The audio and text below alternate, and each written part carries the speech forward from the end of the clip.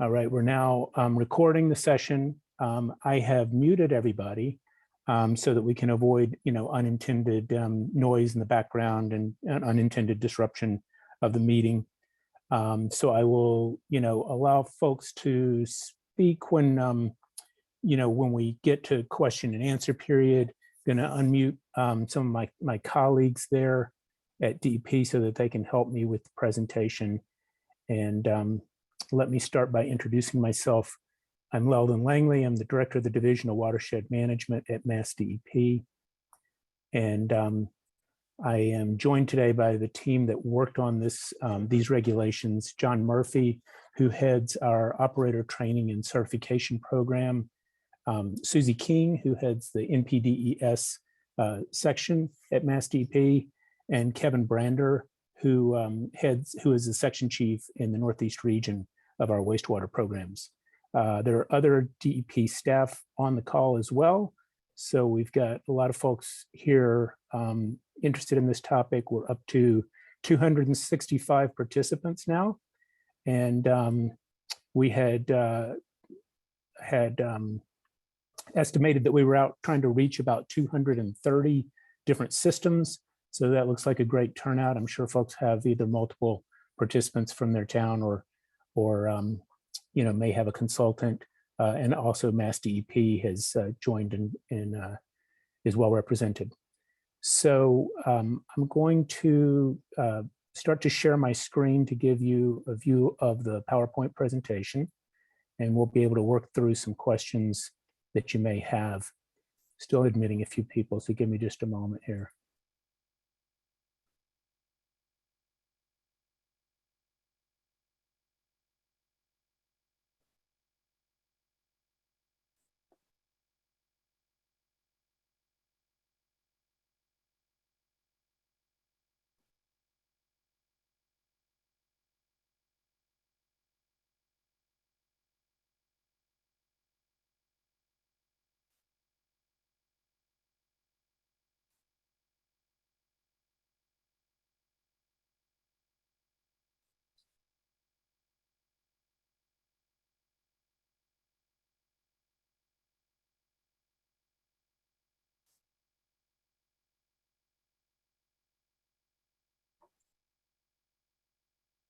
Okay, try and figure out how to unmute my colleagues who are participating in the presentation today so that I can give them a chance to speak when they need to. Susie, I've asked you to unmute.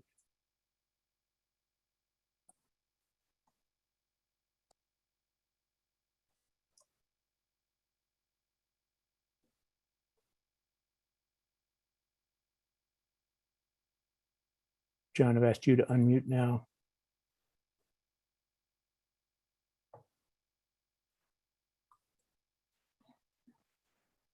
And Kevin, I've asked you to unmute now.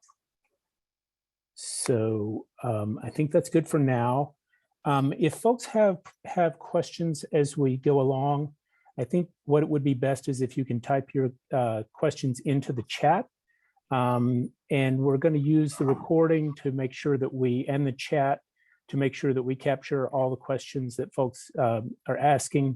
And that enables us to go back and then create a question and answer document that will give us the ability to respond in writing to questions so that we can give full answers to them or get to any questions that we may not be able to cover during the session today. So somebody who's unmuted, are you seeing my screen, seeing the presentation?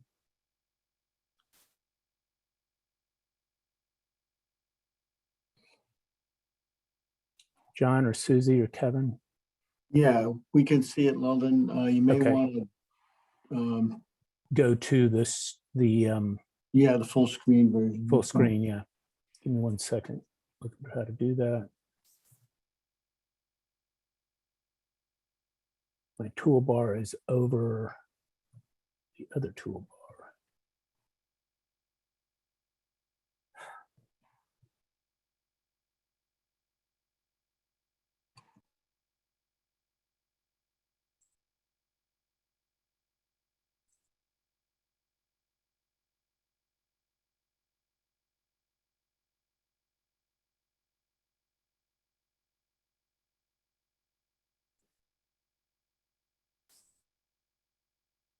Um,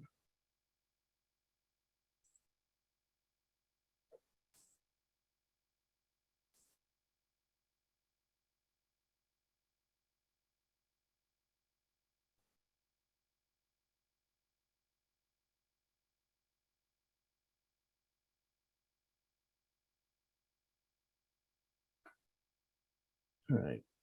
I can't seem to get that toolbar to go away so that it's not covering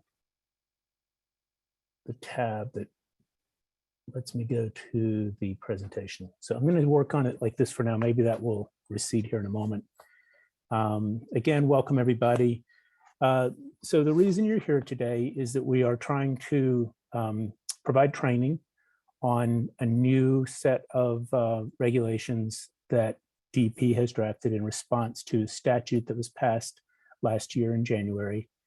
And we're hoping to provide training to those of you who have collection systems only, or who may have a collection system and also have a a wastewater treatment plant.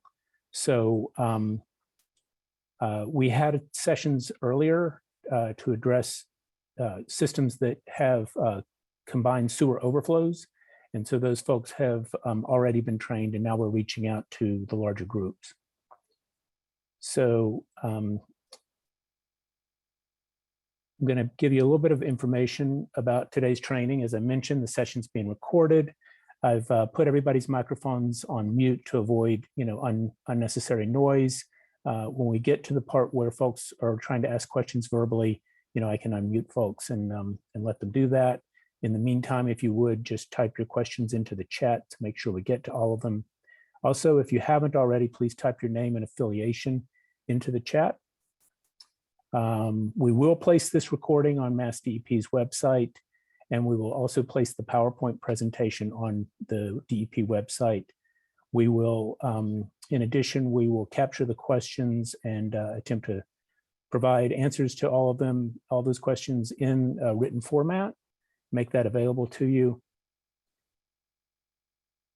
We'll finalize the template that I distributed when I sent the invitation. Part of the reason, well, really the reason that we have it in draft so far is we did want to get feedback from folks and see if there were modifications of the template that we wanted to make before we distribute it final. Okay, so what are the goals of today's meetings? First, we want to make the permittees aware of the new law and regulations. We've worked more closely with the CSO communities, so we feel that there's a real need for some outreach here to help people be aware of it and to understand it. We want to give you an opportunity to ask clarifying questions about the regulations for anything that you might not understand from your review of them. We're going to present and receive feedback on the draft notification plan template that I've provided. And we're going to establish a path forward, with the main goal being that we want to enable permittees to be in compliance when these provisions for notification take effect on July 6th of 2022, so just a few months from now. So our main goal is to help to ensure that you are able to comply when the time comes. Wanted to give you a little bit of background on the statute. It's known as an act promoting awareness of sewage pollution in public waters. It is intended to make sure that the public knows when untreated sewage flows into Massachusetts waters. It includes releases known as combined sewer overflows, but it also pertains to certain sanitary sewer overflows, and that's the reason that you and your system are represented here today.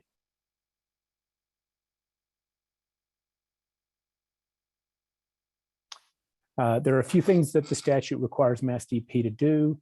One is to promulgate regulations. We have done that, and those regulations are posted to DEP's website.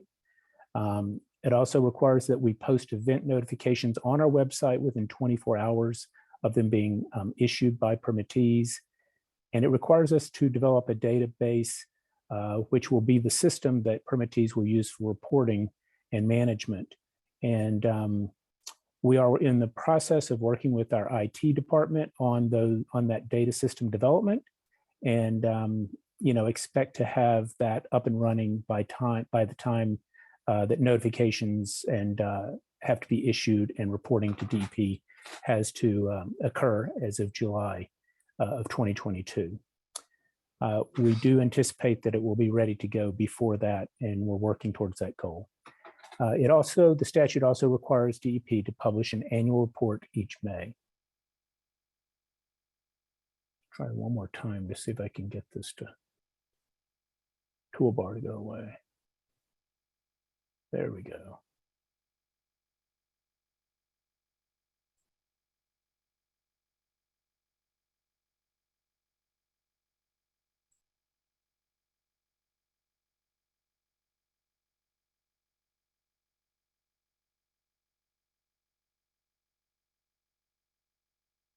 Are you guys seeing a frame that says give subtitle a try over my slide?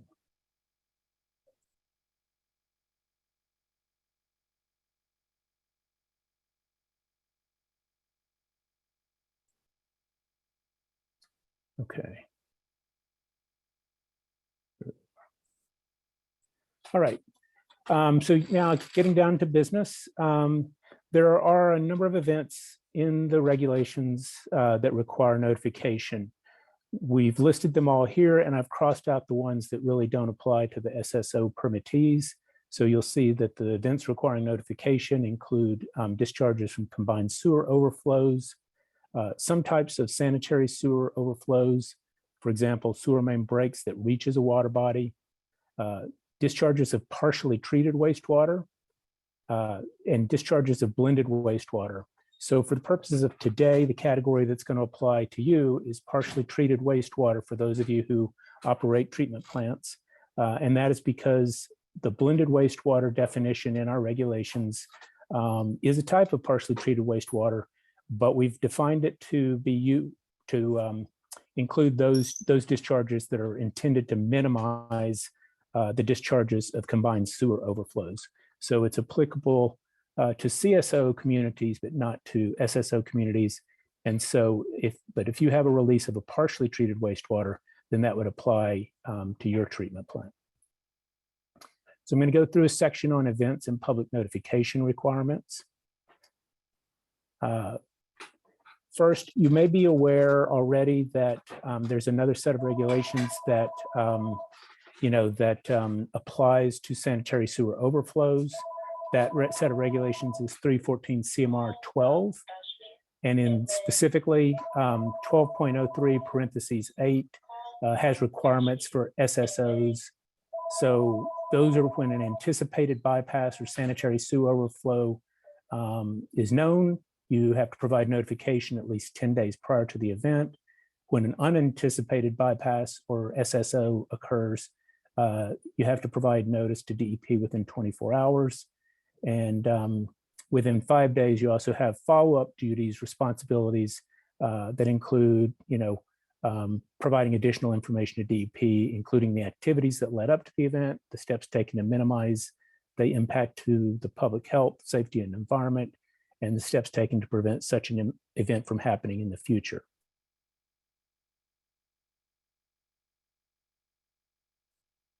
All right. So if you have an event that is subject to both 314 CMR 12 and the new set of regulations, 314 CMR 16, then you must adhere to both regulatory requirements for those SSO events.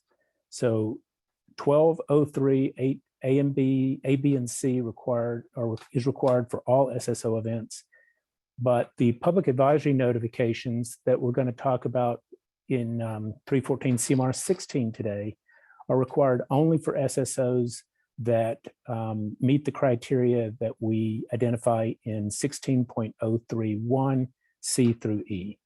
So when you consult your regs, those will be the ones that will be applicable to SSO events under this set of regulations. Events requiring notification, any discharge of partially treated wastewater. I've talked about that a little bit. Any sanitary sewer overflow that discharges through a wastewater outfall, either directly or indirectly, into a surface water of the Commonwealth. Any SSO that flows into the surface water of the Commonwealth and is the result of a sanitary sewer system surcharging under high flow conditions when the peak flows cannot be conveyed to a POTW due to capacity constraints, and any SSO that flows into a surface water of the Commonwealth and is the result of a failure of a wastewater pump station or associated force main designed to convey peak flows of 1 million gallons per day or greater. So you'll notice that these last 3 events are those that are reaching surface waters of the Commonwealth. Okay, the partially treated definition is a discharge through an outfall from a treatment works where all or portion of the flow is not conveyed through all treatment units, and where the treatment units are bypassed due to a treatment unit failure. Discharges by permittees that utilize seasonal treatment, such as seasonal disinfection, are not considered partially treated, provided that the permittee is operating its treatment in compliance with its NPDES and surface water discharge permits.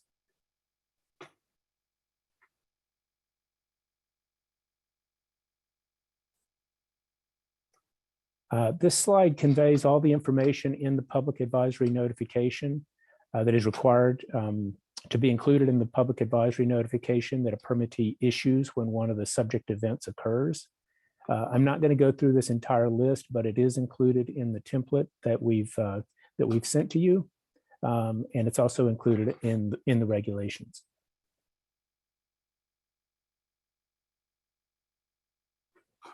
As part of the public comment period, we got a number of comments that suggested that SSO notification plans were appropriate and necessary, and the department did make the decision to require an SSO public notification plan as part of its regulations. So just wanted to spend a few minutes about what has to go into that plan. And that plan is what we're referring to when we talk about the template. That will be the guide for preparing your plan. The SSO public notification plan must include a description of how the permittee will calculate the estimated volume of discharges or overflows, and a list of the waters and land areas, including the names of water bodies and municipalities affected by the permittee's discharges or overflows.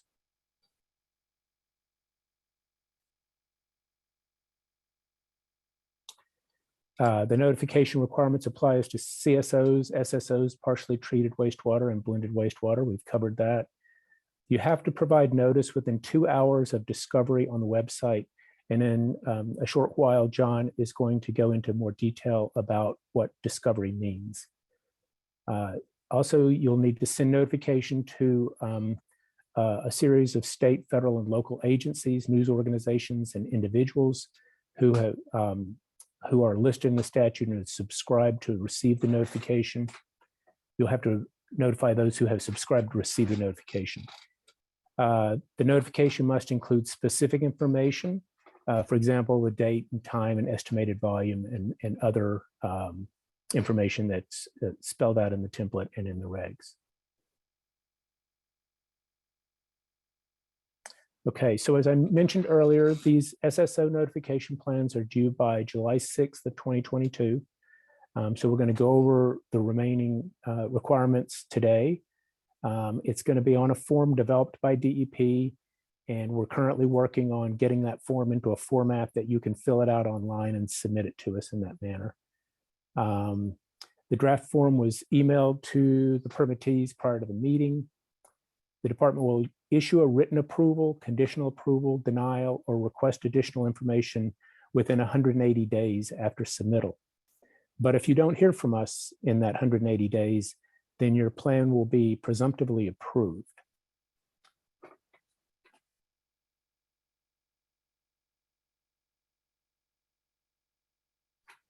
And this information is also info that is needed in the notification plan, the permittee contact info.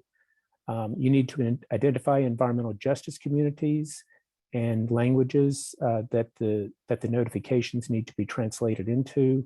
We're going to go into detail about how to identify environmental justice communities, including explaining what an environmental justice community is, and provide you with a tool that allows you to identify the languages that are spoken in your community for those who lack English language proficiency.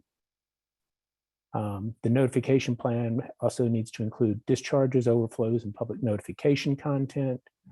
the notification timeline and discovery of events, methods and recipients of public notifications, and information about the website, because the statute requires that each permittee have a website with a subscriber-based system, and that you also post your public advisory notifications to your website after they're issued.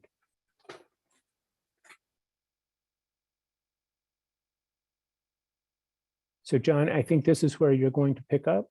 And if you're off of mute, I can advance the slides for you.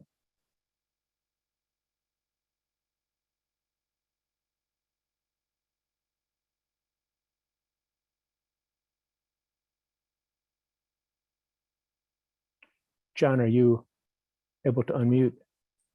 Okay, I've asked you to unmute. See if you can do that now. Yeah, can I share my screen too? Yeah, I can do that. I can unshare mine and give you permission to share. And I guess I should have said, like, I don't love the format, folks. I think the virtual format's kind of limiting, but you know, it's sort of what we've got for right now. So we're going to do the best we can here with it.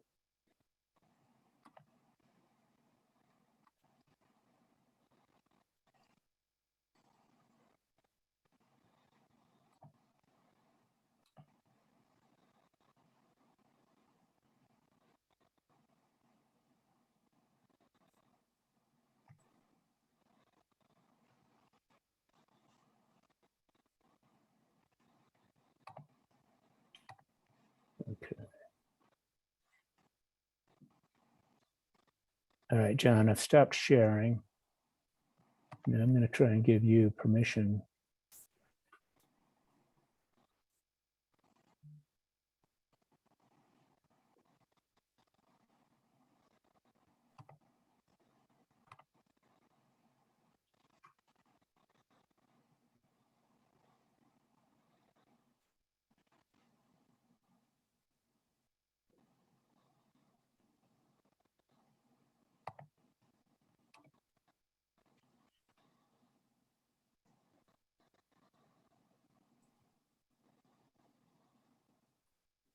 All right, that should do it, John.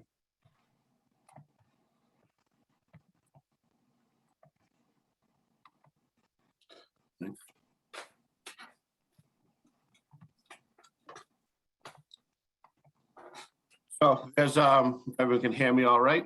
There's a few unique components to these regulations that we are going to cover this afternoon. Again, my name is John Murphy. So it's nice to see everyone today in the virtual format. The first component of the regulations and these notification plans is environmental justice community requirements. So well, how do you meet the environmental justice population definition? It's a neighborhood that meets one or more of the following criteria. There's an income component, there's a minority population component, and a lack English language proficiency component. For the most part, with these plans, you're going to use this 25% or more households lack English language proficiency, and then determine if your city town has at least 5% that self-identify as do not speak English very well. So I'm going to go through the tools to cover these components and assist in that. And I'm going to cover some other stuff on discovery and timelines and such. Here are the two links, and this presentation will be available for everyone.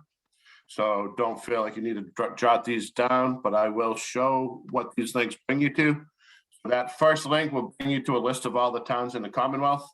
You will go down this list, find your town or any town that you may have an outfall in, and go through. So M stands for minority, I stands for income, E stands for the lack of English proficiency. So for today, we're going to focus on these E communities. So if you are looking to see if you're an EJ community, you'll scroll through here, see through. If you have any of these E components, you would then go to the map, and the map will bring you to this map right here. So I've already popped the layer off, but I'll show how you go there. So you come here. This will show you all of the components, so all the M, I, E, and all the combination of the different EJ communities. For today, we're going to focus on just this top one. So you remove these bottom layers, and then you're able to see all the communities where there's a 5% self-identified lack English proficiency. So just for sake of example right now, you can scroll right here, zoom in, see the towns. You would see this portion of Acton right here. You see that languages other than English spoken by 5% or more. This has Chinese at 5.3%. So in Acton, you would need to make sure the outfall or the public notification translations, though I'll cover that in the next slide, has a translation into Chinese for this community. That's kind of just a brief overview of the map and how you pull up different languages and see the different components there. What needs to be translated? For the SSO communities, it's going to be the public advisory notification.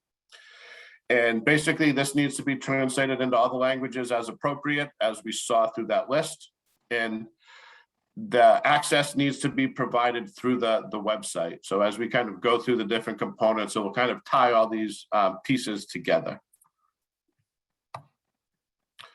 Oh, there's also an environmental justice news organization. I think it was briefly touched on, is that as part of this notification program, two news organizations are going to need to be notified. If one of those two news organizations does not serve an environmental justice population, as a translation, you would then need to provide an additional third news organization. An important component of the regulations, as you'll see with the notifications being issued and the way the regulations are written, is this component of discovery. And we'll go through what that means. But this is basically the time when a permittee obtains actual knowledge based on facts and circumstances around the event. So that's the general definition through the regulations. And basically the permittee is going to need to describe what steps are being taken to determine and discover that a discharge or overflow is occurring. You may want to, in your plan, provide some SOPs or detailed assignments to show and justify how your discovery of the event is going to occur. And the permittee is going to be responsible for demonstrating that this method of detection is reliable in detecting the activation, as well as determining an estimate on volume.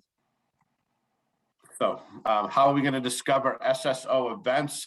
So this could be by, an inspection. So you're doing a site inspection, you notice an alarm, you see something from a pump station, notification from a person. Once this initial point has started, the permittee has 4 hours to confirm and discover this event. So now remember, we're in the discovery phase here. So this gives you the 4-hour window to initiate discovery of the event. If you're unable to discover or confirm the event in this 4-hour window, it is confirmed that the event has occurred. So discovery for SSOs is a 4-hour window. So remember this when we get to the public notification timeline, but it's an important component, is that you have this initial 4-hour discovery window for SSO events. We also have discovery of partially treated, a little bit different than SSOs. This is basically going to be, the notification needs to be issued within the 2 hours of the time when the permittee begins diverting, or within 2 hours of when the permittee becomes aware of a failure of a treatment unit. So a little different on partially treated. So just kind of a note there as well. You're in a 2-hour discovery than a 4. But we're going to talk about notification timelines. So you've discovered your SSO event. That 4 hours has happened. So that's the end of the discovery period. At that point, the clock starts now. You have 2 hours to issue your initial public notification. This initial public notification needs to go out with the information that was covered in the beginning with Weldon. Now, if at this 2-hour notification window, the event has ceased, you can put that in that initial notification, and that's the end of the notification. However, if you haven't ceased the event or you don't put that in that initial 2-hour public notification, you will then need to issue a cessation public notification at the 8-hour mark. So your public notification goes out 8 hours later. If the event is ended, send out the cessation event with the information here, stating that the event has ceased, approximate time, and any update information. And this needs to go out to all the parties included, which I'll cover at the end of this.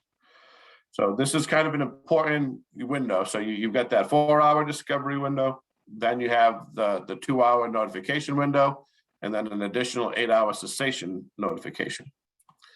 Now, if your event is still ongoing at that 8-hour mark, then you need to issue a continuation notification. And this will continue to be issued every 8 hours as an ongoing event. Once the event has ceased, you have within 2 hours of discharge, after the discharge ceases, the last notification must be issued. So that kind of gives you a layout of just briefly on the timeline. There's also the ability to retract event. This might be less necessary for SSO events than CSO events, but if something were to happen and the event, was confirmed, but confirmed didn't happen, a retraction must be issued. There's also a request for an extension, a timeline extension. However, this is only for the treatment plant outfall if it's not metered. I would assume, most facilities will have metering on the effluent outfall. So there might not be much wiggle room here for extending of timelines, but these are components that if you aren't able to meet in your plan, need to be laid out and approved. Every permittee or community that has the potential for a CSO, SSO, or partially treated discharge needs to have a website. This doesn't need to be a standalone website. It could be built in as part of your town. So it could be a web page as part of the town website. But each SSO community is going to need to have instructions on how an interested person can subscribe to receive a notification, including a link to subscribe. You need to be able to post all your public advisory notifications and translations if you're in an EJ community. You're going to want to include any information about any treatment that one of the events may have had. You want to provide links to websites on any beach closures, shellfish closures, bathing beaches, and other potential sources impacted by a discharge. And an important thing to note is that a subscriber-based program needs to be in place for subscribers to receive public advisory notifications. So every permittee is required to have a subscriber-based program to issue these public advisory notifications. These notifications are able to be issued by the permittee by email or text message. That's going to be determined by the permittee and will need to be detailed in your notification plan. You're going to want to make sure the permittee is providing overall details in your plan on the subscriber-based program. So a very simple version of this subscriber-based program could just be that the permittee sets them an email list, manually compile, instead of like a paid system. So, as a bare bones approach, you would be able to have a subscriber-based system that you're taking in emails, developing a list, and when one of these events to occur, send out notifications that way by email. Also, as part of the subscriber-based program, you need to have a website with instructions and link for an outside public person to be able to subscribe.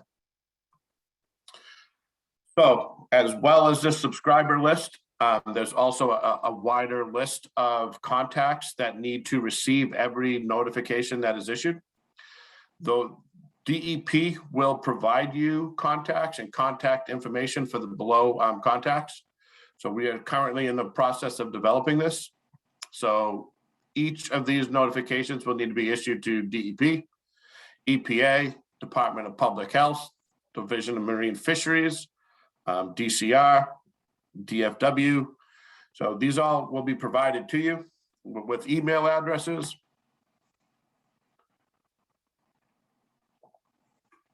Permittees will be responsible for your plan to provide these additional contacts.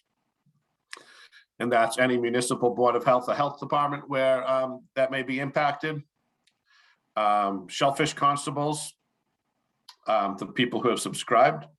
Public water supplies, where drinking water supplies may be impacted, or bathing beaches. So these are the contacts that the permittees are going to provide in their plan. We also briefly touched earlier on the news organizations. So as well as this contact list, permittee is going to need to determine 2 media outlets that serve near the discharge or outfall. And this group will need to be added to that list to be contacted for every public notification. Your plan should include the name of the organization, contact, and contact email address. If you're in an EJ community and one of the media outlets does not serve that EJ population, an additional news organization will need to be added that addresses the EJ population. One thing to note here is that the permittee is required to send these notifications to the identified news organization, but they're not required to place ads. You're not responsible for the news organization publishing any information related, and the permittee has no further obligation once that has been received. So that covers the slides. I don't know, Leldon, do you want me to jump right into the template? Do you want to take questions and then get into the template?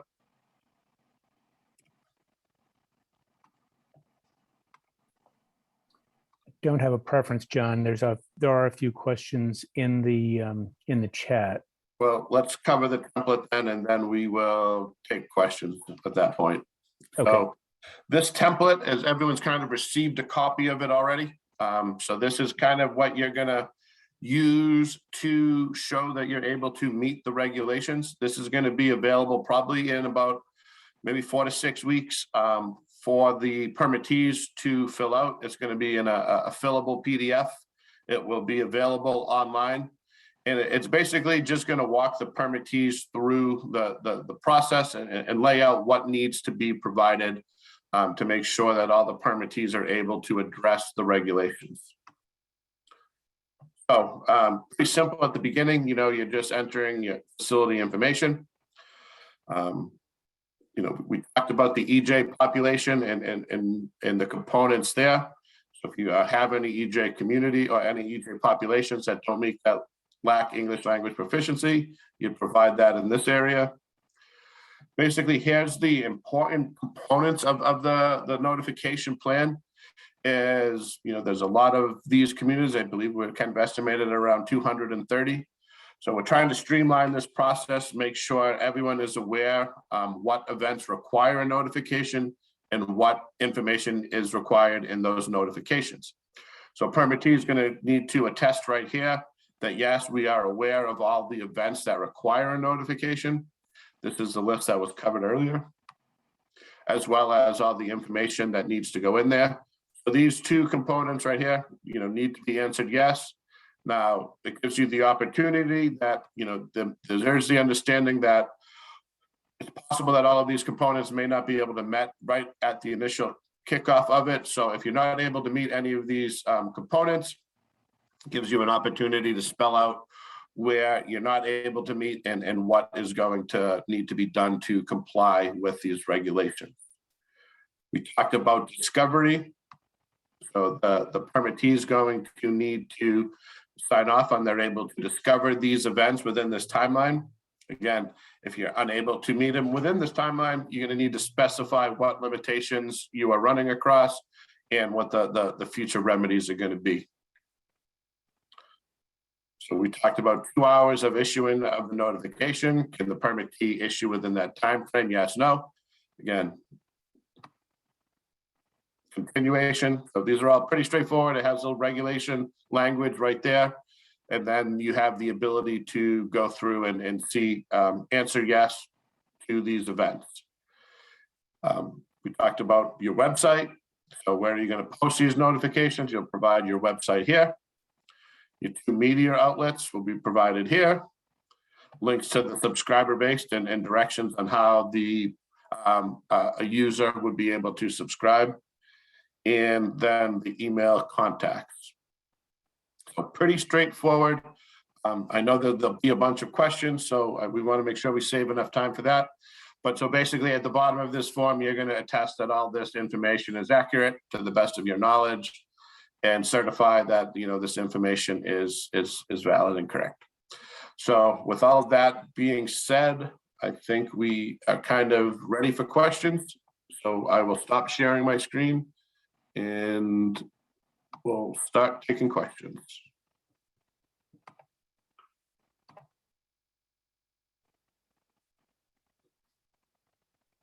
All right, thanks very much, John. I'm going to try to work us through these questions. So let me start. I've been looking at where the first one starts in the chat.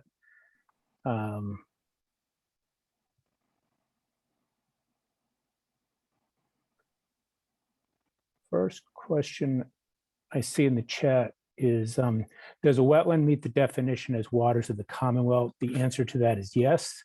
There's various regulations at DP that do define wetlands as part of typically characterized as waters of the United States within the Commonwealth.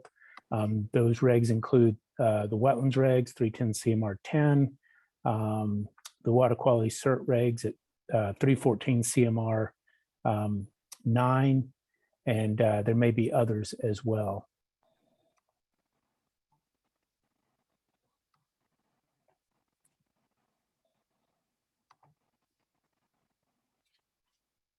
Asked if the slides will be emailed to the listeners. I think what we'll do is I'll give you notice and a link when we get those slides posted, and we'll give you notice of that to those who attended,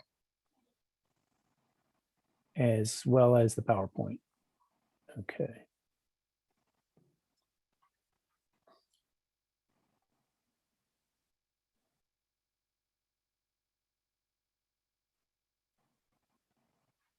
Just scrolling down to find more questions.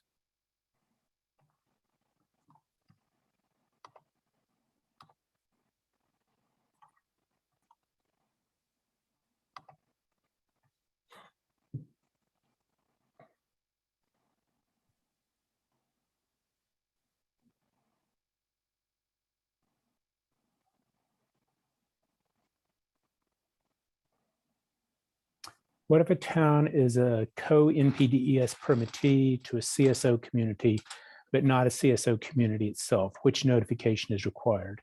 So that that permittee would need to provide notice if any of the SSO events occurs within their community. That's my understanding. Do the DP staff have any other different understanding to that answer that question? And I'm going to need to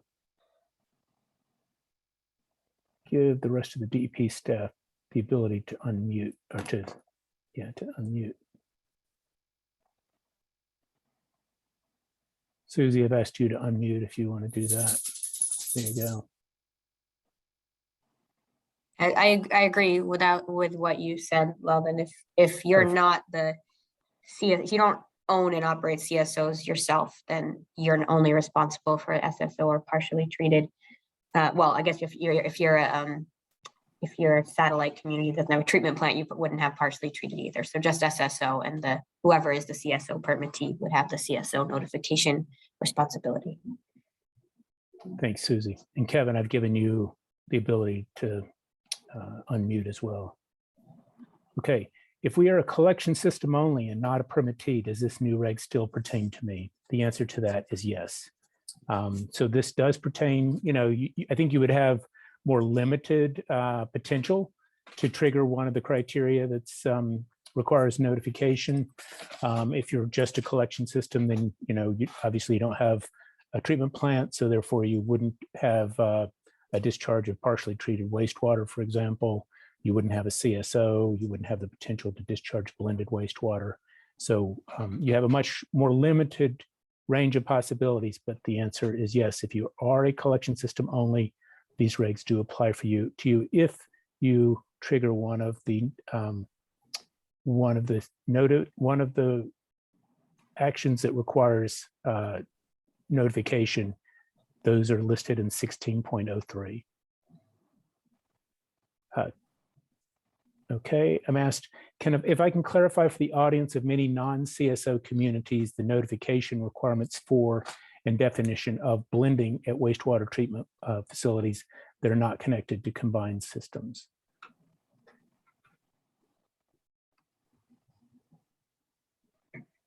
Yeah. Do you want me to take that one, Lolan? Yeah, Kevin. Yeah, if you want to jump Yeah, on that. blending is actually, it's defined in EPA CSO policy as a measure, among other things, to help mitigate the duration and volume of CSO discharges. So it's pretty, there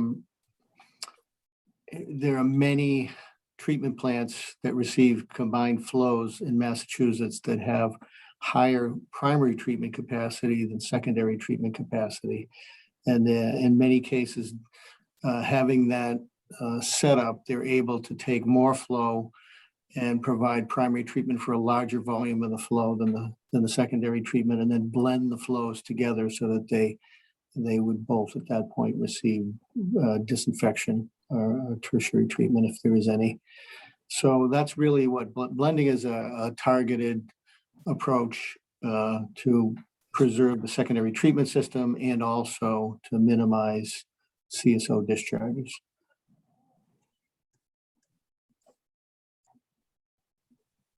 Okay, thank you, Kevin. Another question came just to me directly, but it says it's relevant to everybody, so I'm going to read it. Are SSOs that don't make it to a water body included in the reporting? Not under 16. So if you'll look at the activities requiring reporting in 16.03, you'll see that it's those activities that that do enter a surface water are those that require reporting under 16. But remember, we covered a slide about 12, 314 CMR 12, and that would still require reporting of that SSO under that set of regs. I'm asked, what if you don't have access to a website?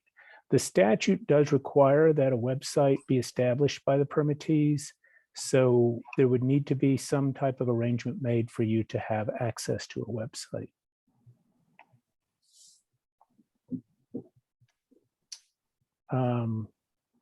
Here's a question. If we were to have a blockage in our sanitary sewer collection system and upstream from the blockage, a manhole overflowed into the street, then into a drain of a catch basin, would that fall into these new requirements, or only if it goes into a body of water, or both cases would fall under the new requirements?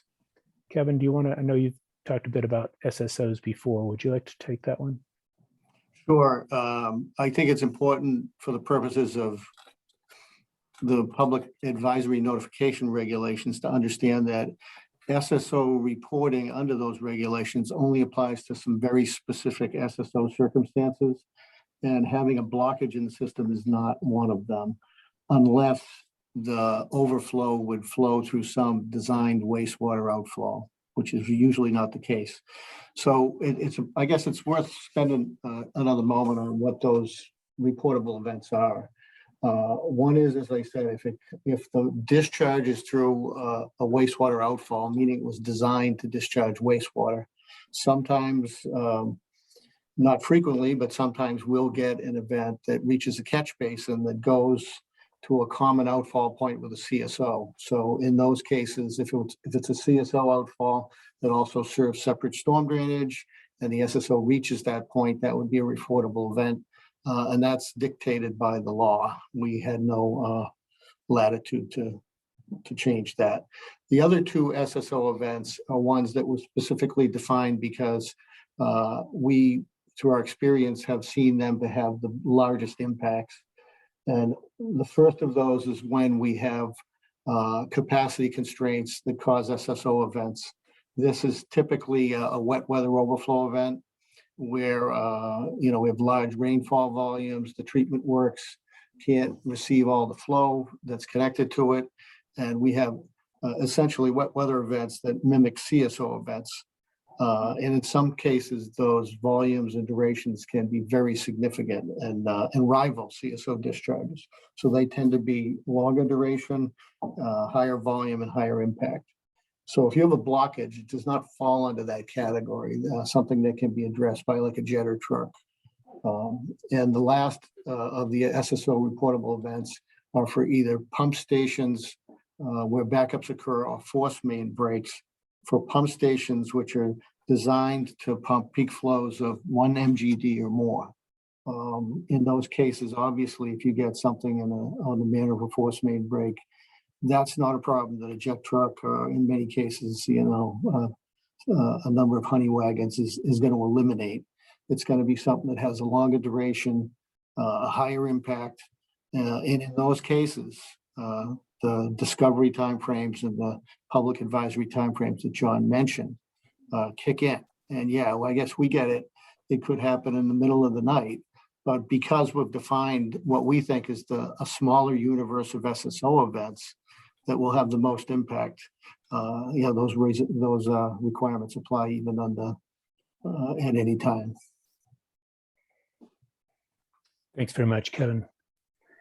Andrew, I see that you had your hand raised, and I'm wondering if your question pertains to this. I've given you ability to unmute if you want to ask your question.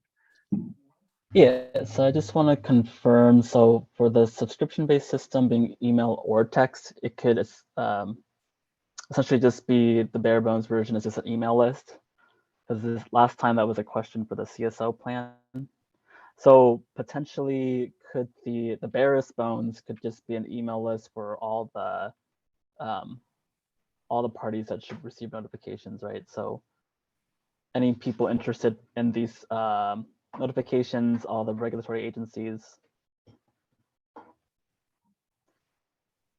Yeah, so I guess. Yeah, so I guess my question is just, you could just compile an email list of all the people or all the entities that are required to get notification.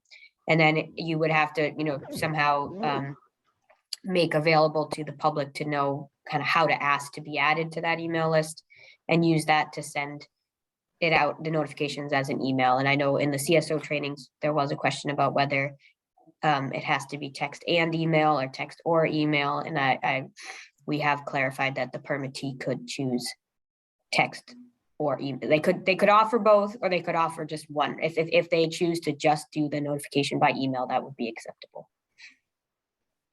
Okay, great, thank you. Okay, so the next question is, if a SSO is confirmed at 12 a.m., are we expected to do public notification at 2 a.m.?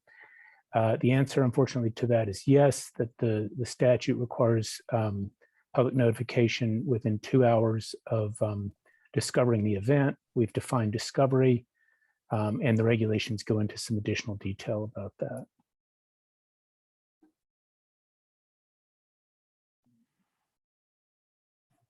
For public notifications, would social media qualify?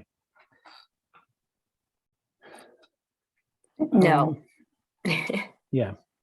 It has to be text or email. You could do social media in addition, but social media alone would not meet the requirement. Thanks, Susie. Is the DEP paying for the setup, maintenance, and operation of the website and subscriber-based system? We are not paying for those things, but we are continuing to pursue sources of funding that would help to defray the cost to permittees of trying to implement this new law.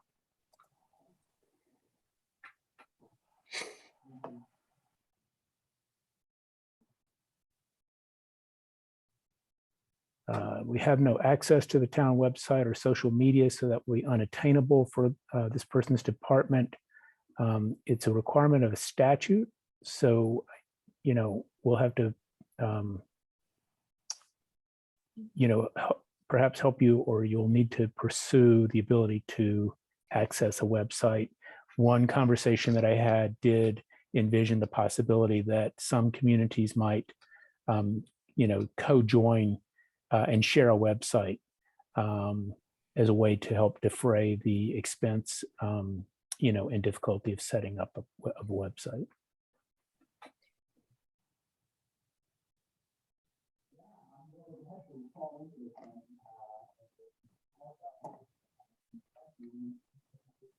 How to determine the 2 media outlets serving the area?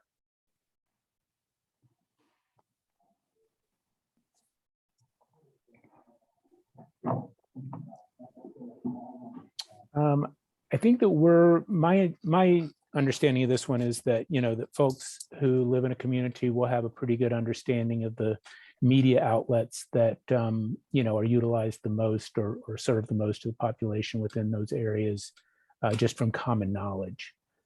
I don't know if my DEP colleagues have any other thoughts about that particular question. Yeah, I would just add that, we're just asking folks to use kind of your best professional judgment in terms of local knowledge and things like that of what would be the two media outlets. Yeah, and again, the statute, specified that the notice to two media outlets, it didn't sort of provide further guidance about what, how to determine what those were. So we're giving you latitude to make that determination based on your best professional judgment and your common knowledge of the area. Does a local cable TV count as a news organization? I guess I would think so. Don't know if we need to consider that question further. We can help consider that question further when we. I don't think we need to. It does. Yeah. Okay. Good. Yeah. We can't tell you whether your local cable TV is one of the two largest, but it does count as a news organization. Yes. Yeah. Good. Thanks, Susie. Will the SSO form that we're used to working with on the DEP's website be updated and changed for consistency? I am assuming that SSO form is being referred to as a submittal under 314 CMR 12. Kevin, are you familiar with that particular form? Yeah, certainly the form has been crafted over the years as a response action dictated by 314 CMR 12. We will take a look at it to make sure that there's no conflict in the information requested, nor directives that would conflict with the requirements in 16. In many cases, a lot of the SSOs for things like blockages and things will only be reported under 12. So the form would still be the response action that we're looking for as reporting. But there will be some times, as indicated, where there will be both forms of notifications. We will look at that and make sure there's no conflict. Thanks. Okay, this is a comment really more than a question. That we only have two news outlets in the Berkshires. There's not another option. So I think that sort of narrows your, the need.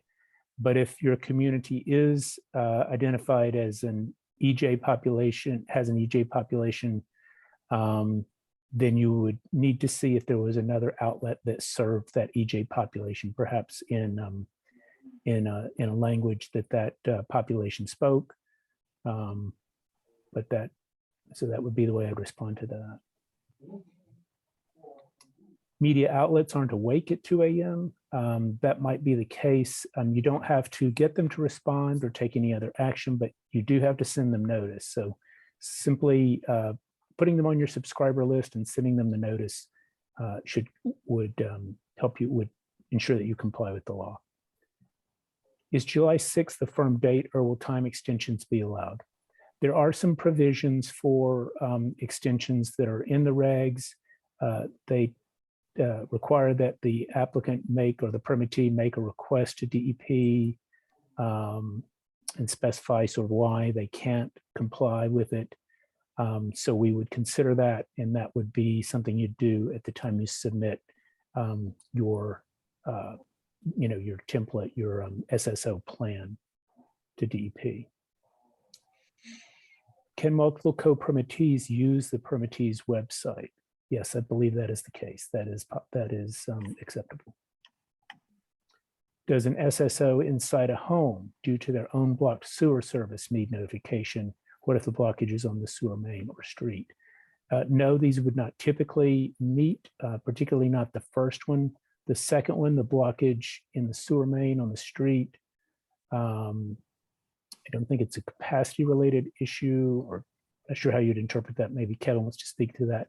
But you'll notice that in the 1603 requirements, it has to reach a water body, it has to reach a water body of the Commonwealth. So. And it has to reach a water body through a wastewater outfall. Thank so you. A blockage that causes a discharge just into a stormwater outfall does not require notification. Great, thanks, Susan. I would just to clarify though, because this comes up a lot in the reporting under 12. If there's a blockage in the service lateral for the property owner, that's not a reportable SSO under either of these regulations. But if the blockage or the backup has occurred into a property as a result of a blockage in the mainline sewer, then that is a reportable SSO event under 314.12. However, as Susie said, it's very unlikely that it would be a reportable event under 16. Great, thanks for helping clarify that. When we mention a website, are we referring to a town-specific website? I don't have the statute right in front of me, but I don't think it specified that it had to be a town-specific website. We can take a closer look at that, but I don't know if anyone else here from DEP has any further input on that.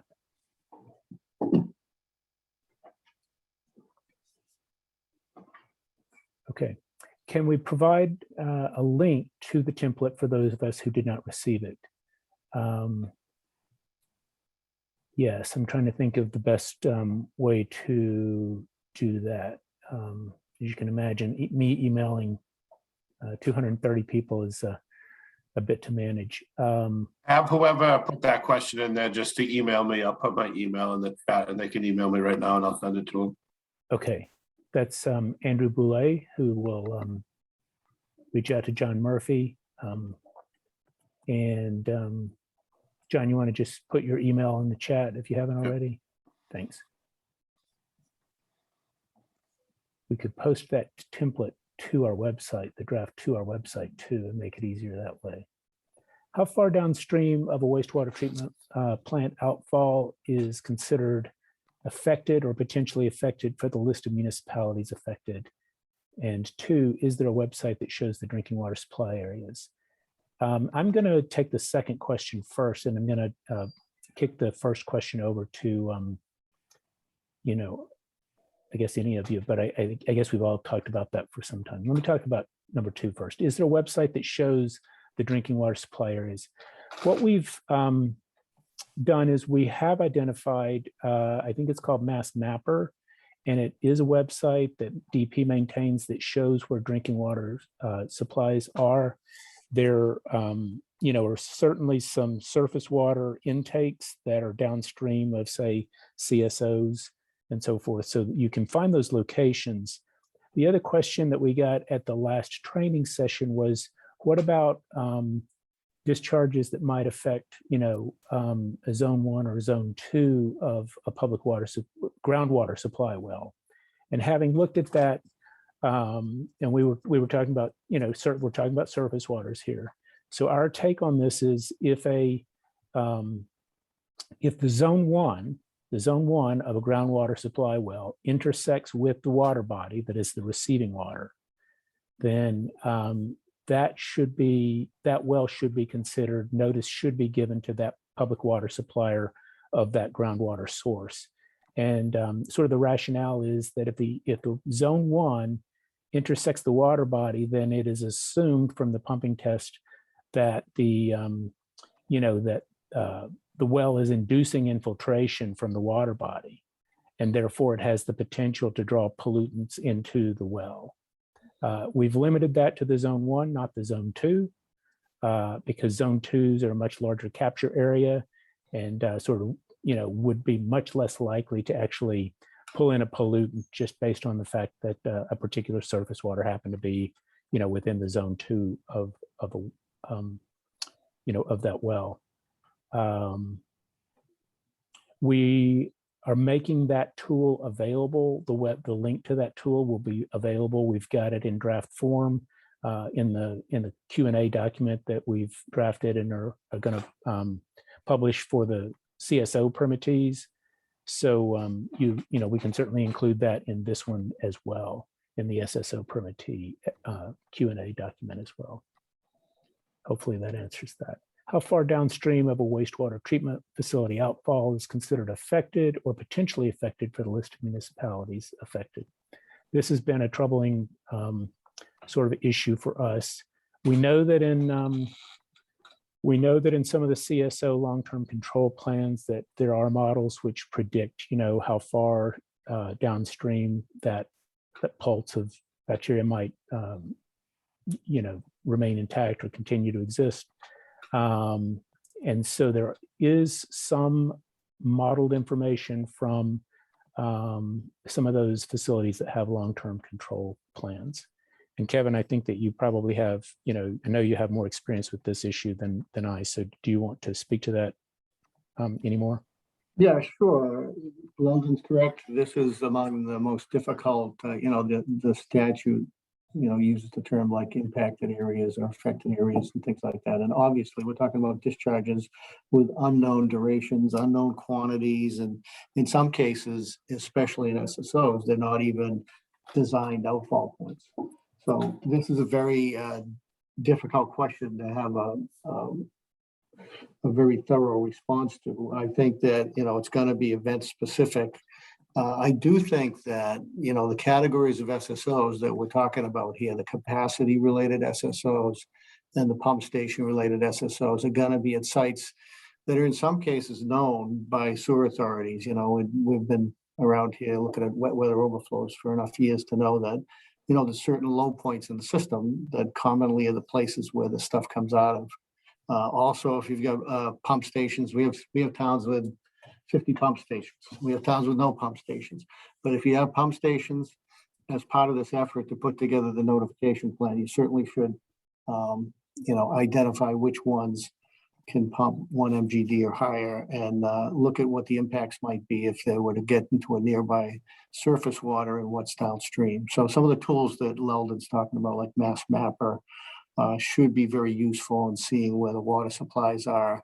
We're also trying to assemble other tools so that people can see where there might be like fishing and boating access areas and the like, so that, we're not operating necessarily from square one a lot of times on where these overflows potentially may occur. So I think that's about as good as an answer we can give right now. And, that might be the type of thing that we can talk about a little more in detail individually once the SSO notification plans are submitted. Thanks very much, Kevin. Okay, is the template going to be part of a DEP form? Yes, we are working to put that into a format. Currently, we're thinking it will be a fillable PDF. So you would see that as a form. Will these requirements be required to be included in wastewater collection O&M plans? And is there template language to be incorporated to update an O&M plan? I haven't thought about that question. Any other DP staff who've given that? Yeah, question, when we Bob? revise 314 CMR 12, O&M plans will be included to include that component, as it will be part of operation procedures. Right, great. Thank you, John. System has collection, it's a collection system. You have collection system department separate from the, oh yeah, we have a collection system department, or probably staff, separate from the wastewater treatment plant department or staff. Would we need two different permits since two separate entities exist? These are not permits, these are notifications that are issued by you. I may not be understanding that question. Carl, if you want to clarify your question, I can give you access to your microphone. There, do you want to clarify your question for us?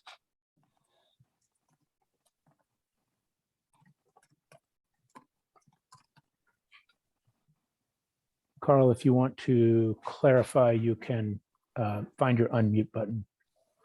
I'm asking you to unmute again.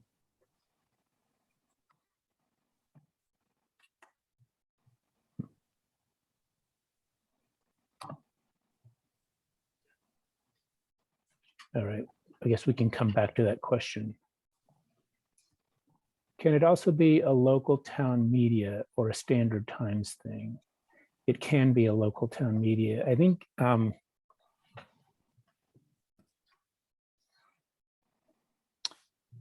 Susie, I know you've looked at this media question. And remind me, does the statute say the two largest? You may have to unmute her, Leldon. I noticed Oh, I'm that. sorry. Yeah, So, let me Yeah, get to we're that. not able to control our destiny on that, so.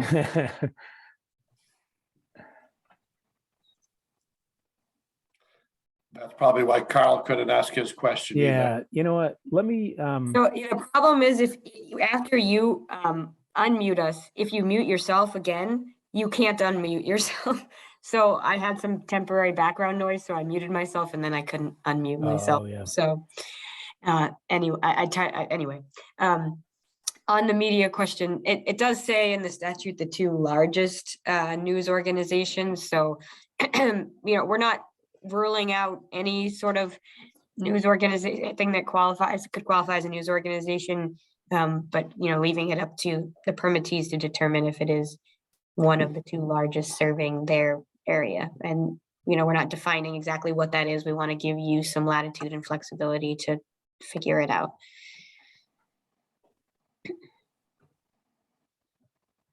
Okay.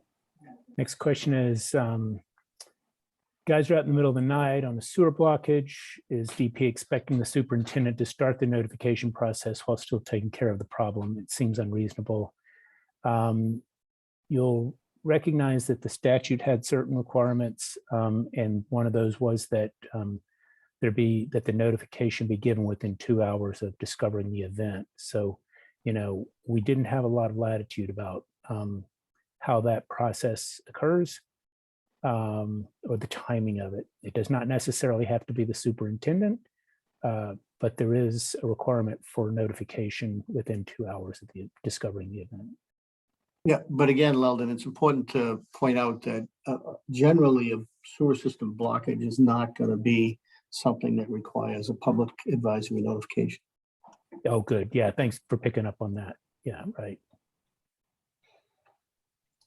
If a permittee operates both a combined system and a totally geographically separate system, can the SSO notifications for the separate system be incorporated into the public notification plan prepared for the larger combined system? For example, an SSO from MWRA's intercept area in Clinton reported under the same plan as an SSO from MWRA's system in Metro Boston. I can answer that if you want. Yeah, please, go ahead. I mean, I think MWRA is probably the only entity that has this situation. I can't think of any others, but so we hadn't really thought of this, but I don't see why they couldn't be combined into one plan. The one thing would be that these plans are going to be reviewed by MassDEP's regional offices. So obviously the Boston-based MWRA things are under the Northeast office, and Clinton is under the central office. But if you put them into one plan, just make sure you send them to both regions. I think that would be acceptable instead of having two separate plans.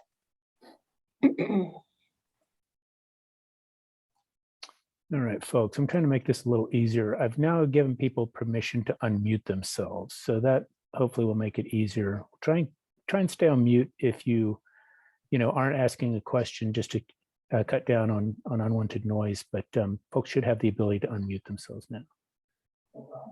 Like I said, I prefer live, so. Can I comment on the responsibility of a public entity which may or may not have under this regulation for private sewer systems that have an SSO to a surface water?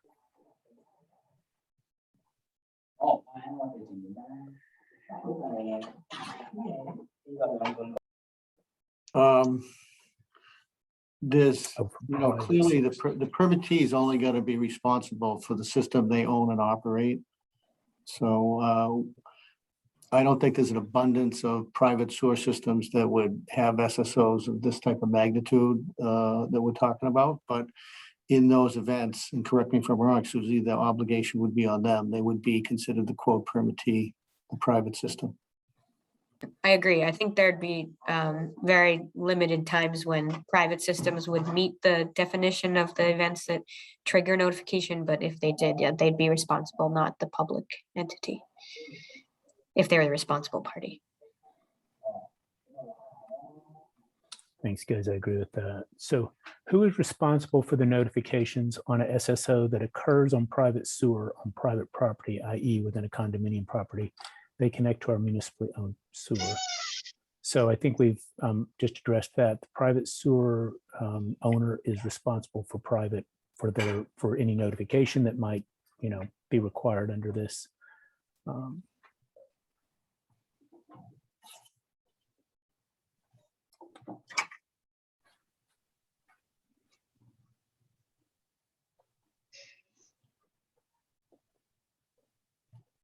Does MassDEP have a list of facilities that can blend? I guess that would be, I don't know, would it be all of the CSO permittees, or are there some that don't have that ability? Yeah, this obviously is a much deeper regulatory question because of the issue of blendings, somewhat of a, I don't want to say controversial, but it's got a sophisticated regulatory framework. The short answer is, if you're not a CSO permittee, then i.e. if you don't treat combined flows, then you're not going to be authorized to blend under any situation. Even where CSO POTWs blend, there's going to be, there's a set of regulations that require that be unavoidable, essentially. But there's also regulations under CSO policies which require a permittee to maximize flows to the plant. And usually part of that scheme involves blending. So in short, if you're receiving flows from combined sewers, it's very likely that blending will be allowed. I won't say authorized, I'll say allowed. But if you don't get combined sewer flows, then there wouldn't be any situation where the blending would be allowed under the regulations. Thanks, Kevin. Carla Sangre, sorry to call you out, but I see you've asked a question or a comment that we didn't really answer the question on blending and partially treated. So if you want, why don't you unmute yourself and clarify the question for us, so hopefully we can do a better job of answering it. Thank you, Eldon. I've been listening to your guys talk about blending, and it sounds like for the purposes of the notification, it is not possible for any treatment plant to be doing what you would call a blend unless it's a treatment facility that's connected to a combined sewer collection system. Is that correct? And meaning that the other folks would all be called partially treated situations? I think that's right, Carla. I think that's the way that shook out, right? That blended wastewater is a type of partially treated wastewater, but not all partially treated wastewater is blended wastewater. So in the case of a treatment plant that's not connected to a combined sewer system, anything they do as a high flow management plan, because they still experience high flows even in a non-combined collection system. For example, if they use a spare bioreactor aeration tank to pass through some primary because otherwise it would wash out their solids, and they put them together. I don't want to use the blending word. They put those flows together at the end of that, and then disinfect to meet their permit. That's a triggering event for partially treated, as well as if you have effluent filters after your biological process and under high flow situations, any portion of that flow exceeds the capacity of that filter, and they let it go around the filter or over the filter or something, that's also a triggering event for partially treated. I just wanted to have this conversation with all these folks on the call because none of them were on the other meetings that we've had with just the CSO communities. So all of those kinds of things, if you have to go around your comminutor or your bar racks because the flow is higher than that flow, that is also partially treated.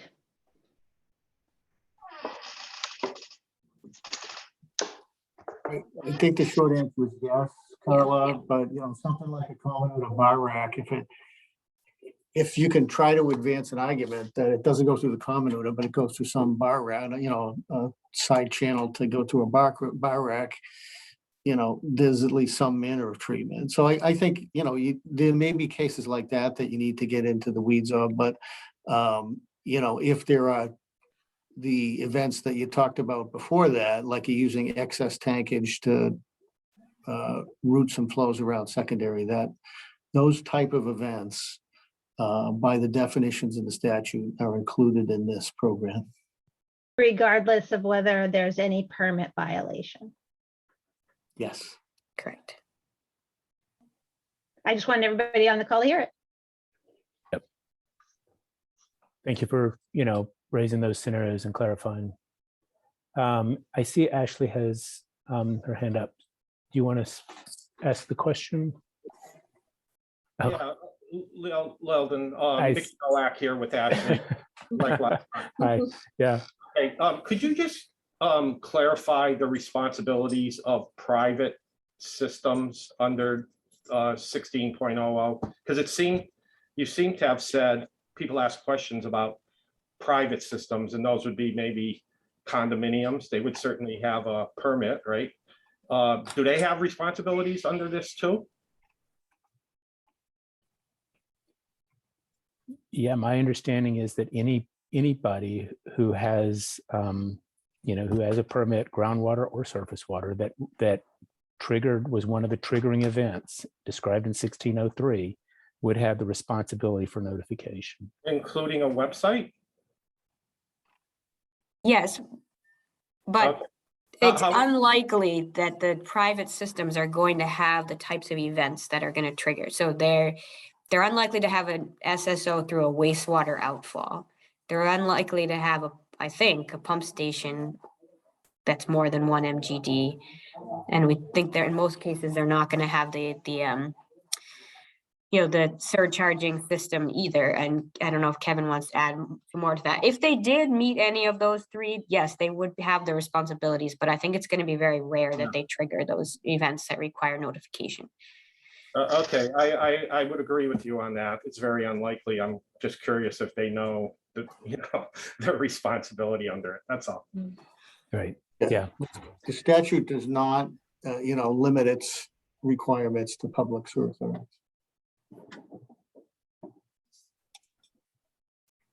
I'm going to move on here. We've got a number of other additional questions. We're going to try and get through as many of them as we can. Is notification timeline extended for SSOs that are discovered overnight? The statute itself doesn't give that. Let me retract that. The statute has language that talks about where a permittee can request an extension for it when they can't meet a certain timeline or requirement. That would have to come to us in an SSO plan. Susie, do you want to try to help clarify what I'm trying to say here, or?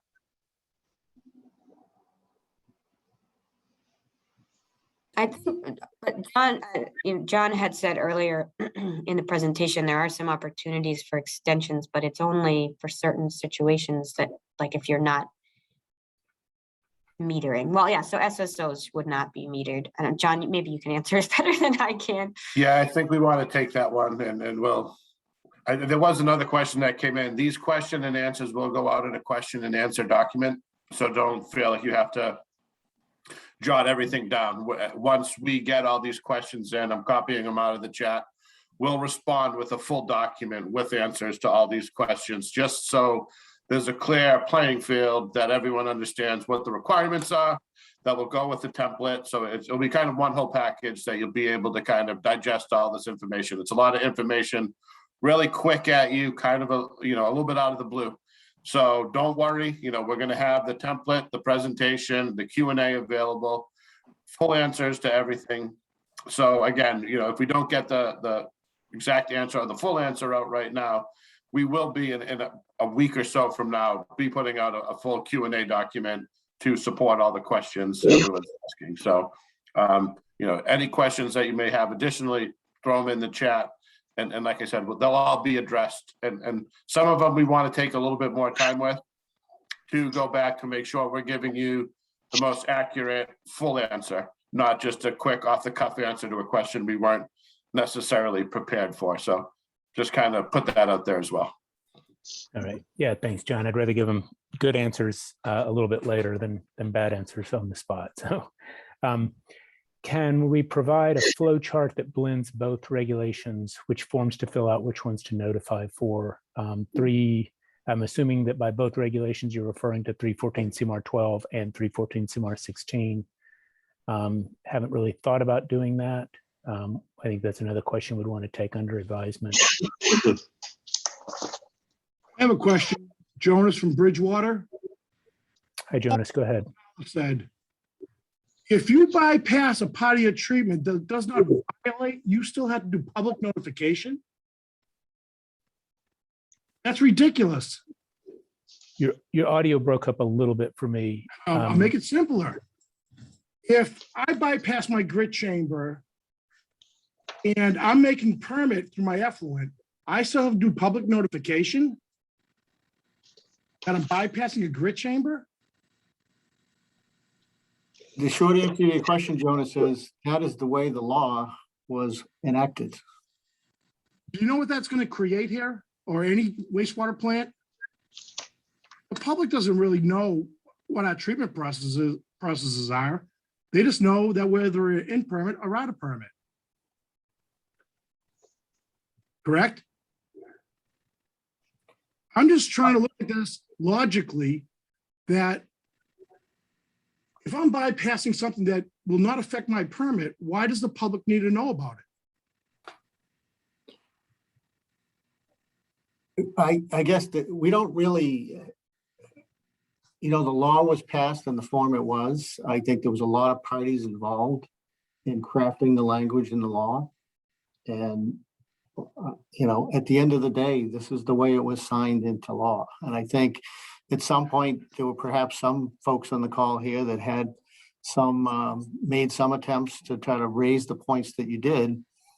But, now we have to be responsive to what the law directs for us to do. No, I get it, but this just puts so much pressure on the community now. Not just, you're talking about the counselors, you're talking the town manager, you're talking about the keyboard warriors. This is going to create a shitstorm, basically, to me. I don't know how else to say that. That's crazy, because most treatment plants, in one case or another, they do bypass like a grit because they have to for maintenance. Now we have to go publicly let everybody know that we're bypassing the grit chamber to clean it or to fix something, but it's not affecting our permit when we discharge the stream. This wasn't well thought out that way, in my opinion. But that just, like I said, I'm just a lonely old guy in Bridgewater here, and it just doesn't make any sense. Thank you. Okay, I'm going to try to move on to questions now. Would reverse 911 or 311 qualify as a notification system? It is active in the city for many different emergencies. I believe the answer to this question is yes. We did attempt to, in the evaluation we did when writing the regs, we interpreted and defined reverse 911, which was mentioned in the statute, in as broad a way as possible to give municipalities the ability to use systems that were in place for notification that in their community. So I believe the answer to that is yes. So the reference to reverse 911 in the statute and the regulations, it's only for the public health warnings for the boards of health. So permittees can use it for your notification, but it would not relieve the obligation for text or email notification. So it would only be an additional option. Thanks, Susie. Thanks for picking up on that. Okay, so if a main breaks and you can bypass to a downstream manhole or some does spill on the roadway, do you still have to send in a notification or a pump station bypass and not spilling into receding waters? So I think that the answer here is Notification is not required if it doesn't reach a, a surface water. Excuse me. Yeah, and if folks aren't speaking, if they could mute just to try and minimize sound, please. Okay, for the CSO communities, there are signage requirements and notification of the Board of Health requirements. Do these requirements apply to non-CSO communities? Can answer that if Yeah, go you ahead, want. Susie. So the CSO permittees are required to have some permanent signage at the outfalls and public access sites downstream that could be affected by the discharges. That doesn't apply to any of the non-CSO communities. But there are implications for boards of health similar to the CSO discharges. So just like for CSO discharges, the boards of health and the affected municipalities have to be notified. And that does trigger the requirements for the boards of health to issue a public health warning. For CSO discharges, the boards of health are only required to do the public health warning if it's at least 2 hours in duration, if the discharge is at least 2 hours in duration. For SSOs, the boards of health have to do the public health warning for every SSO, regardless of the duration. And then there is some associated temporary signage that boards of health have to do if they do a public health warning. And in the case of CSOs, we have allowed that they could use the permanent sign, in some way use the permanent signs that the CSO permittees have already put in place, if that can be modified in some way. Obviously for an SSO, there's not going to be that permanent sign, so the boards of health will need to place temporary signage at public access points affected by the SSO discharge. But all those requirements would be on the Board of Health and not the permittee. So the permittee's only responsibility there is notifying the Board of Health.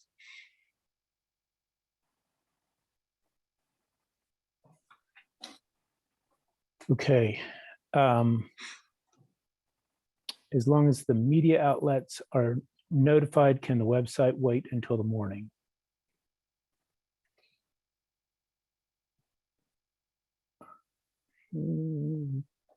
Unless other DP folks have an immediate answer, I'd like to give that one some further thought. Anybody else? I believe the requirement is that the website is updated at the same time that the notification is issued, but we can make sure when and verify that's correct. Okay, thanks, Susie.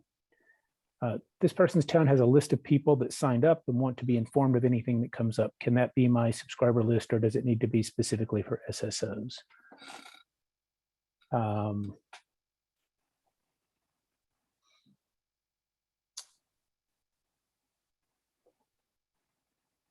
think we want to give that one a bit more thought, but my sort of off the cuff reaction would be you can use that list and then, but would be obligated to add anyone else who wishes to receive notification, or subscribes to receive these SSO notices. Would a notification be considered compliant if the email directs readers to a linked file or folder of notifications? So I think that the way the notification provisions are written in the law and in the regs, that it does require some specific information, about the discharge at the time that it occurs. So if the idea here, if I'm understanding the question correctly, that you couldn't have like just a generic notification and refer them. It needs to be specific. Well, this is Hillary. I can clarify that a little bit, if I may. Thanks, please, yeah. Yeah, specifically, I'm thinking of like perhaps a form email that says, an SSO has occurred. Please click here to view the details, and you click. You're in a share folder, and in the folder you can see February 3rd, 2022. Address SSO, and they can click there to view more information. Is that too many steps? Yeah, the full text of the required information is supposed to be in the email or text itself. The one exception is the translations don't have to be in the email or text message itself. You can have a link to the translations, but otherwise, yeah, you do have to have the full text in the email itself. Okay, thank you. And Mickey, I see that your hand is up. Do you have another question, or is it just up from Yeah, when you asked your?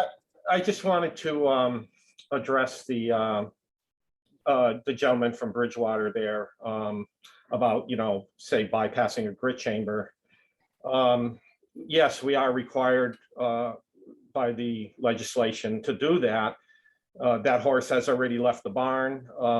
There's not much we can do about it. A lot of people commented when the legislation was proposed, but it is what it is. But I think something people can do when they craft their public notification is indicate that it's not affect public health, that it's a normal maintenance procedure, things like that. That's the best we can do at this point, is to craft your public notification carefully. That's my comment. Okay.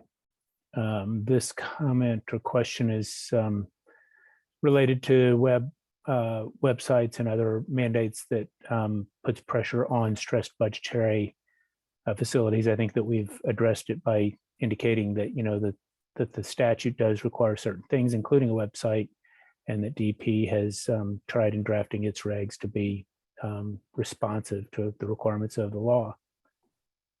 So serving EJ communities, how far away can the news organization be? With only 2 news outlets, could say North Adams report on Greenfield's news organizations, which are more robust, or use Albany, New York outlets, since that's where we get our news.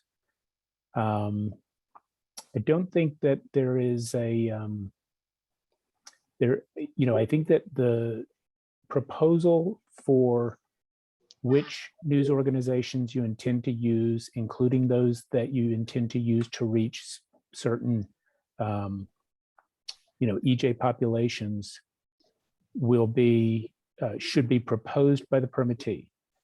That you have greater knowledge of your area and the news outlets that serve, those constituents, those residents, than we do. And so we are trying to be as, expansive as possible in letting you propose those. And it sounds like from your, description in your email, in this question in the chat, that you've given that some thought and have a rationale for those that you might choose to use.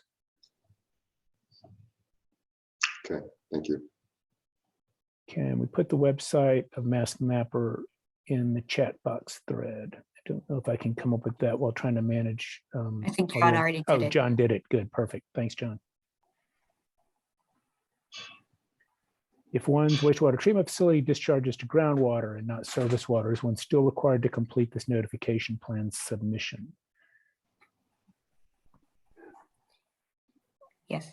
I think Well- the answer is yes. Yeah, you want to, And assuming Susan. that you have a pump station greater than 1 MGD, or you have, you could have an event of the type of events that would trigger notification. I think if you are sure you don't have the ability to have those type of events, you might want to reach out to us for a one-on-one conversation.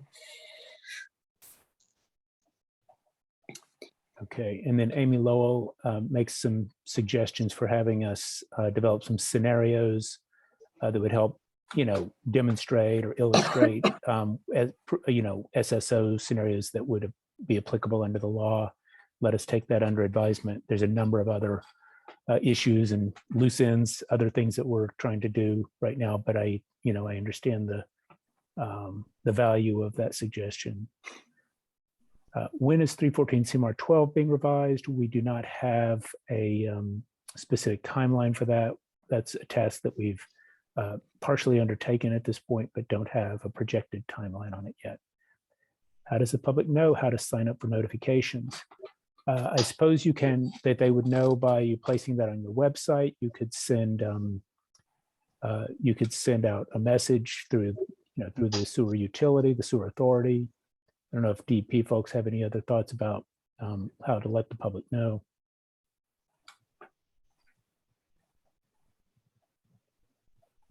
Okay. I think local watershed organizations will also be spreading the word. Yeah, that's a good idea. Thanks.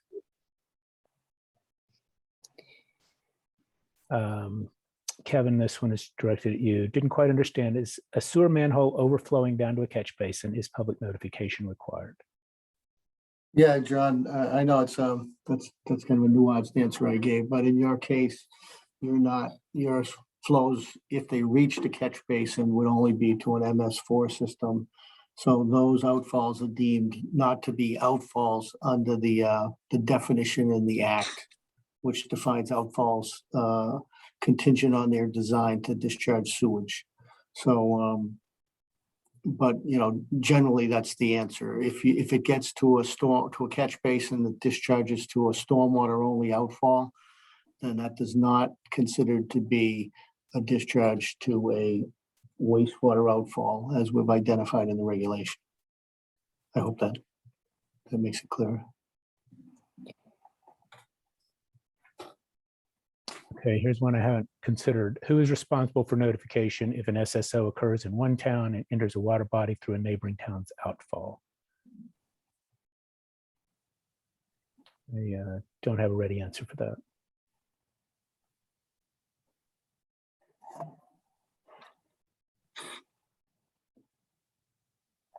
You know, again, if it's a wastewater outfall, then, you know, there should be a permittee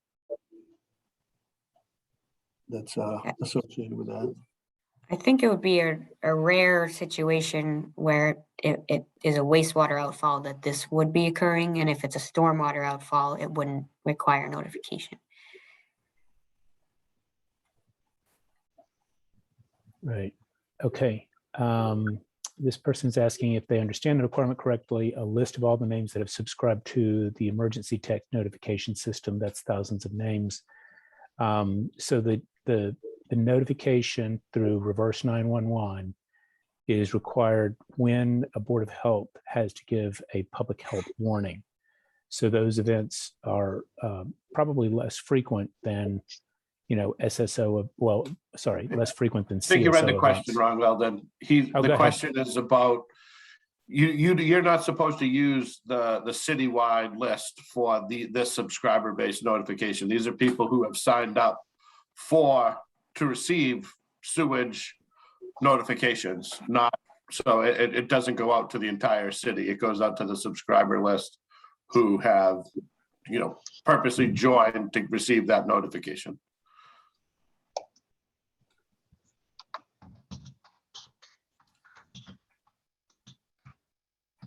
Okay, if we didn't get to your question, didn't properly address your question, please let us know. Condominium complex who connects to a municipal system, does not have a separate system, and their pump station overflows directly into a lake, how do they know they're required to do the notifications? You know, there may be instances where people are unaware. You know, we are trying our best to cover all of the potential scenarios. Can't guarantee that every single person out there who might, you know will know all of these requirements. So that's why we're having, you know, this session with, you know, where we sent 230 invitations, is to try and get the word out as much as possible. What is the enabling legislation? I don't have the citation off the top of my head, but it is posted to our website and to our CSO. It's in the chat. It's in the chat. Thanks, John. Is it permissible to have a special note in the required notifications that explains discharges still meet permit limits for instances where treatment is bypassed but permit limits are still being met or historically have still been met? I think the answer to that is yes. Yeah, you can add anything additional to your notification you want, where you have to put in everything that's required, but then you can add additional information if you want to.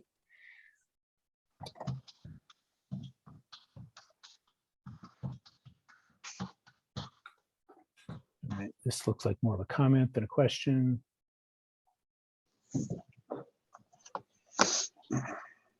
How am I supposed to do regular maintenance on tanks if I cannot change my flow pattern? I don't think anyone's saying you can't. If you're doing a bypass that is a planned bypass under 314 CMR 12, there are notification procedures. I think the answer to this question is under 16. If you are doing that intended maintenance, you would simply send out the notification when that was underway. Susie or Kevin or John, anybody else have a different thought about that? No, that I would say about the matter of bypasses, we talked about blending earlier, but there are special provisions in the regulations for bypassing when it's needed for essential maintenance. As Weldon said, so those practices are authorized, but that doesn't absolve anybody from the notifications that are required. So,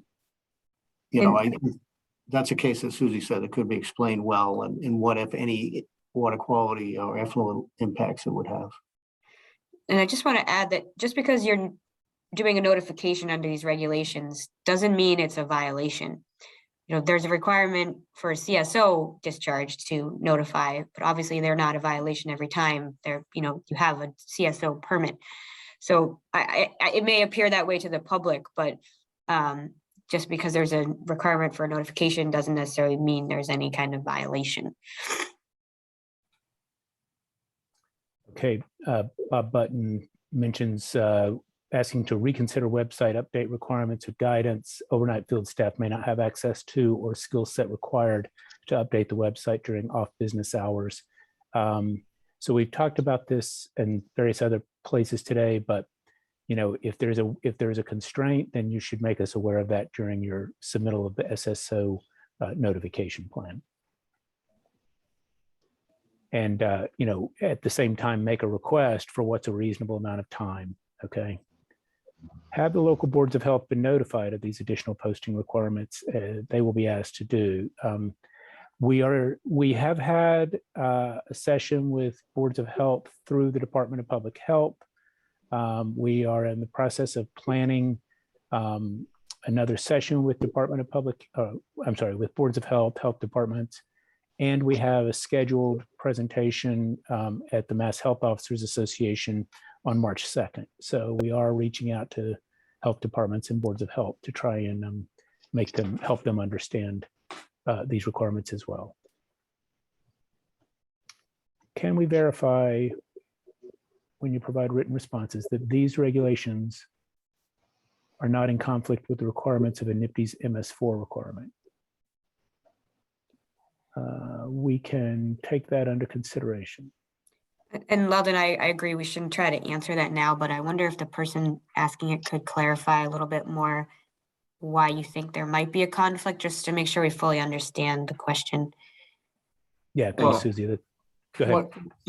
One thing, no MS4 permit that I've ever seen allows untreated or partially treated sewage as an authorized discharge. So, I think in the case of SSOs, that's really the case, that these aren't generally authorized discharges. So there's not going to be any provisions of the MS4 that's going to, allow this. Right, and I'd say just because we're not requiring notification for an SSO that goes through a stormwater outfall, that doesn't mean it's allowed. We're saying it's allowed under the MS4 permit. It just doesn't require notification under these regulations. This is Jeff Hound. So the question is, with the MS4, we're required to provide notification to the Board of Health and other things on any SSO. Doesn't matter if it's meets your criteria or not. So I just want to make sure there's no conflict. Yeah, there's not a conflict because you would still need to meet that requirement under the MS4 permit. We're just not adding another requirement to notify under these regulations for that situation. Actually, the time frame is completely different. So I just want to make sure there's no conflict between what you're requiring on this and what we're being required under the MS4. That's all. Just make sure you look at both. And I'll be honest, I haven't done it either. Okay, so. I don't think there is, but we will check Yep. and provide the written response. Yep. Okay, we're at 3 o'clock. We had scheduled to go until 3. I've got 64 additional messages in the chat, which most of which I'm sure are going to be questions. So just wanted to consult here about, it seems like we need to wrap up. Pardon? Now, if we want to stay another 5 or 10 minutes, but I don't think we can by any chance get through, but we do need to wrap up here. Following up on the website posting, I'm sure that most of us present here do not have privileges to modify the town's website or MassDEP's website. Are you suggesting we need to contact the website manager in the middle of the night so they can update the website? We've addressed this. Make that in your SSO plan. Make that, give us that information in your SSO plan. What is the exact definition of partially treated wastewater at the treatment plant? How is it partially treated if it meets and exceeds all the NIPD's permit effluent characteristics? Please consult the definition of partially treated in 314 CMR 16. I think that will help to answer your question. Will DEP be providing a notification template for systems? I